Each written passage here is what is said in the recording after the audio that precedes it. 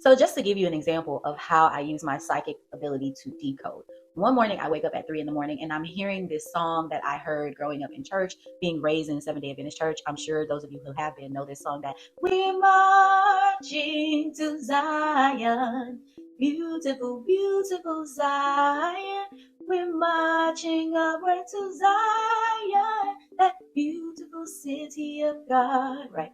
I'm hearing this song and I'm like, okay, why am I hearing this song? And the first thing I think of is, oh, Zion is kind of like Z-ion. Well, Z is the what?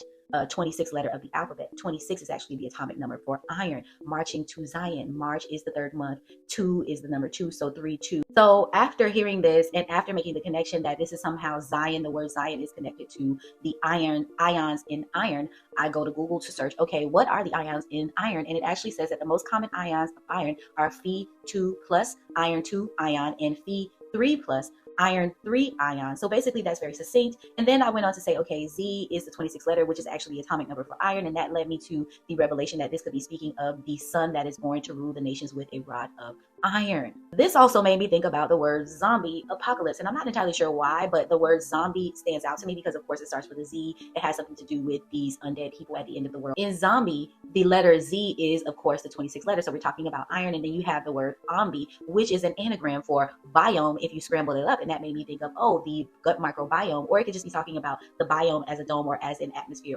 or that we're in, or the terrarium basically of Earth. And I'm like, okay, so the zombie apocalypse has something to do with iron, or the son that's to rule the nations with a rod of iron. Does this have something to do with his birth, shutting down the moon machine? And also this led me to kind of tie that into Nebuchadnezzar's statue dream, which I will plug in that video for you to see here, so you can understand, okay, this led to the Faraday cage discovery and the dream that I had about Faraday cages, or Jimmy Swaggart being from Faraday, Louisiana. We know the nature of iron in the blood is red blood cells, and basically they supply this source of oxygen to the entire body that keeps one from being sick. It kind of acts as this medium to keep you very healthy and to keep your immune system very strong. So I'm taking this particular subject of the child to rule the nations with a rod of iron, meaning that he is genetically strong and that he has very strong red blood cells or a strong immune system. And this is why it says iron, or basically this last bloodline, or the 13th bloodline. And this child that is to rule the nations with a rod of iron is genetically strong and has things within his genetics that make him very efficient and very strong and very gifted, basically. And also the fact that he is called a man child was very funny to me. I'm like, why would he be called a man child? Well,